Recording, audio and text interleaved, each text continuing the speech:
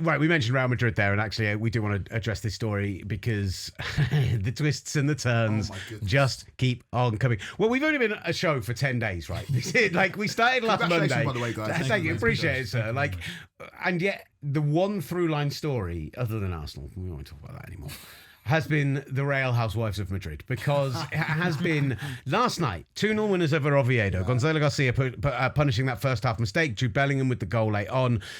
Kylian Mbappe comes off the bench, 69th minute, gets jeered and booed by his own fans. It's not like it's a mixed reaction. It's not like a full-blown boo, but it's a pretty negative reaction for a player who scored 41 goals this season. It's considered one of the very best in the world. He actually tees up Bellingham's goal as well. And there might have been a celebration afterwards where Bellingham has been, question marks have been over how much Bellingham was into it, and just gave him a little thumbs up and walked away. But he was asked at his press conference afterwards, and he said, I went on holiday with the permission of the club. I was not the only one. It's not the only time in my career I've been whistled. That's part of the job. Fans are not always happy, but they are always here. I'm 100% fine. I haven't played because for the coach, I've been the fourth striker, behind Franco, behind Vinny, and behind Gonzalo. I was ready to start. It's his decision. I've always respected it. I have no problem at all with Arbeloa. What I have to do is play better to get ahead of Vinny, ahead of Gonzalo, and ahead of Franco. All of that sounds great in theory. Apart from Arbeloa comes out afterwards and says, I didn't say any of that. Just comes out afterwards and says, I wish I had four strikers. I don't have four strikers. And I certainly didn't say anything like that to Mbappe. He tries to justify it, saying he probably didn't understand me. I don't really know what to tell you. I could never have told him I had a fourth striker. But it's clear that if I don't play him, he can't play. Like, how...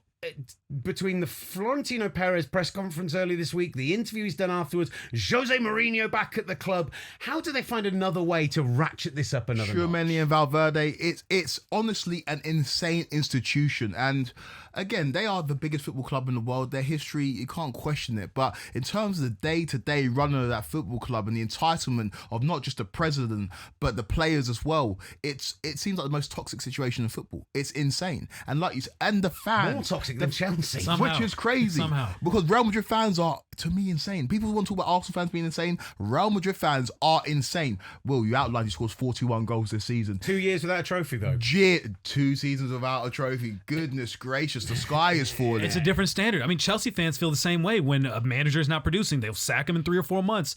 It's a different standard that Real Madrid fans have, but it's a standard Florentino Perez set. Yes. Like, he is the one that created the Galacticos. He is the one that has wanted to have Real Madrid, especially in the last couple decades, rising above the norm and becoming the beacon of not just Spain, but also Europe. Now they're holding him to that same standard, the fans are, and he's kicking fans out because they've got Florentino Perez signs out. He's, arguing with fans at the match, calling for elections. Like, you can't be upset that the fans demand something that you said when the ultimate idea of Real Madrid is no one is bigger than the club. Yeah, I understand that, but when Perez gets bored and he gets an itchy finger and he embarks on one of these Galacticos projects, it doesn't normally yield league titles. It doesn't. Look at the original Galacticos project when he brought in R9 and Beckham and Zidane. They didn't win much. They didn't win many league titles. I think they won one league title. Like, you think about the second phase of the Galacticos project when they brought in Ronaldo and Kaká and Benzema. Yeah, they won a load of Champions League, but in terms of league titles, they weren't prolific. Barcelona will still win the majority of league titles. And then this final phase of it, which I think will be final phase. I think Perez is not long for the job. It's clearly not worked. You look at Kylian Mbappe, who objectively is one of the greatest footballers of all time. I'm saying it already, of all time. But he's come into a Real Madrid side who just won the Champions League and they've got nowhere near it.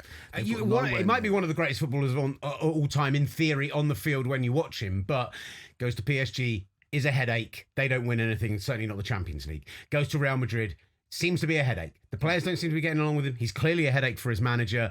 And I want to know, for you, from a unique perspective, because we've given our opinions on this all week. Yeah. You've seen Jose Mourinho at his very best. Yes. You've seen him at the height of the special one. And you've also seen him at his absolute very worst. Is there any world where this post that era Chelsea Mourinho, post Benfica Mourinho, post everything else can go in there and go, I'm the man to reset this midfield, to figure out our problems at fullback, to sort out Kylian Mbappe, get him and Vinny playing in the same team? Is there a world in which Jose Mourinho, with that iron fist, can actually go in there and make it work? He's run previous football clubs with an an iron fist, but he needs to purchase a velvet glove because it needs to be a little bit softer than his approach at a recent. Again, this is Jose Mourinho. He's my favourite person in the history of football. Like, he shaped the way that I kind of view football, whether that's right or wrong. He explains a lot, though. Yeah, it probably does. It probably does. But is that like his Michael Irvin moment? Yeah. I said Michael Irvin was my childhood hero. I said it makes so much sense. Jose Mourinho. We won't delve too much into why that makes so much sense. But again, I'm just surrounding myself with the wrong people. Is that what's happened? Maybe. Yeah, that's where it stands for something else now. If I speak, I'm in big trouble. This stage, Jose Mourinho, with the issues that Benfica had with Vinicius Jr., the kind of autocratic nature of his management style, I don't see it working. These guys need a laissez-faire manager that's going to sit back and let them do them, but also interfere and intervene when he has to, a la Ancelotti, a la Zidane. Mourinho's not that. Ancelotti just signed till 2030 with Brazil. I know you think that the English are obsessed with Luis Enrique, but I'm citing him I'm citing him not as the manager, but I'm citing him as the situation that he went into at PSG, which is that was as colossal of a mess it could possibly be, post Pochettino, post everything else. And he went in and was like, well, if I'm coming in, I'm running it. It's what you want to happen with Xabi Alonso. 100%. I just don't... They need a guy who can come in and do that, but also be able to communicate with other human beings without needing them to think that he's a god. And I feel like Jose Mourinho is not that guy. Exactly. But here's the thing. And you were at the Club World Cup. So Xabi Alonso comes on. And the sentiment from Real Madrid fans is we got to put Vinny in check. I don't know if that's sentiment from the fans, from the board. That was like the common unanimous idea. Xabi Alonso has to come in and keep Vinny in check to get the best out of him. And he went with that disciplinarian, you talk about the iron fist perspective, instead of taking the velvet gloves that we saw Carlo Ancelotti use with Vinny Jr. and getting the best out of him. Xabi came in with that mindset and it quickly backfired on him because Vinny Jr. had the respect of everyone in the locker room outside of maybe Mbappe, give or take. And we saw once he turned on Vinny in that El Clasico moment where he took him off despite Vinny playing a brilliant match and his frustrations that he had there, everything went downhill from there. And so I thought the part that you mentioned about Jose Mourinho needing the velvet gloves, you have to build that relationship with Vinny. Yes. Once you get Vinny on board, whoever the next manager is Real Madrid, I think everything else will fall in line. But you also know about player power better than anyone else 100%. because as much as this is, Real Madrid are maybe the best global example of this, there is no team more at fault of it than Chelsea from a perspective of if a worm starts to turn against a manager, if you get that dressing room go against you, and it doesn't matter if it was Terry and Lampard and all those guys then, and it doesn't matter if it's been in the last 5 years. Liam Rossini. Yeah, but exactly, Liam Rossini lost them before he had them. Like you invoked the name of Luis Enrique, and it's real interesting what's gone on at PSG, and it's been almost a referendum of his time there. He's been incredibly successful. But remember PSG in the group phase last year, they lost to you guys. Dembele was dropped for that game because he was late to training. And the PSG players allegedly pulled him aside and said, we think that was a little bit too harsh. And he softened his approach and became more democratic, and he's got to tune out these players. And what you've seen as well is that Vinny getting annoyed because he's been substituted. Dembele in the semi-final of the Champions League second leg was substituted in the 65th minute. The Ballon d'Or holder, and he didn't say boo. He tapped his teammates on the back, and he was happy to deal with it.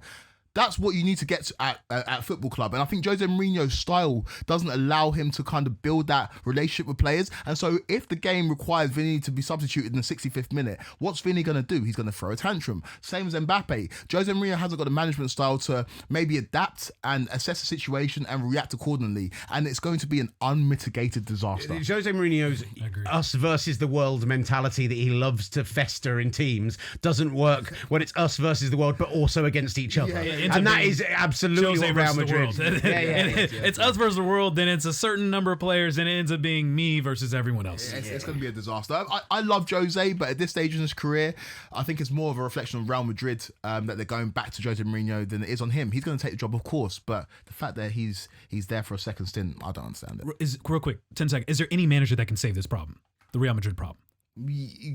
I think Zidane's he's headed for the France job after the World Cup, but Zidane could come in and do that job. He immediately garners respect in the dressing room, got that laissez-faire kind of hands-off approach, but also is a great tactical manager. He showed it in his second stint when he won the league title with them in a very different way to the three-peat of Champions League. But someone available, Jurgen Klopp, Deschamps, who can... Jurgen Klopp, stay away from that. Jurgen Klopp, I've got my own opinions of Jurgen Klopp. You portrayed yourself to be the man of the people, and then you took that dodgy job at Red Bull, and then you're going to go to Real Madrid. I don't think it aligns with the brand. I think stay away from that job, Jurgen Klopp, personally. We love your brand, though. Yeah, I love the brand. Your brand is strong. Your brand is strong. Just stay away from the Real Madrid job, personally. Kweku's brand is strong. Oh, my job. My brand. Oh, yeah, I'll take that. Thank you for coming on. I appreciate you, man. I appreciate you. I want to get more into that Jurgen Klopp conversation. Kweku is getting back in studio because we are getting into that at some point. That's some spicy off-season content for you with the S word. Kweku, thank you so much, brother. Brilliant. Kweku Afari. Go and follow him everywhere that he is because he is sensational. You can actually, when our show's finished at 3:00, power down YouTube, wait for our clips to go up, and pop over to talkSPORT 2 and go and listen to him on the social because he's absolutely sensational.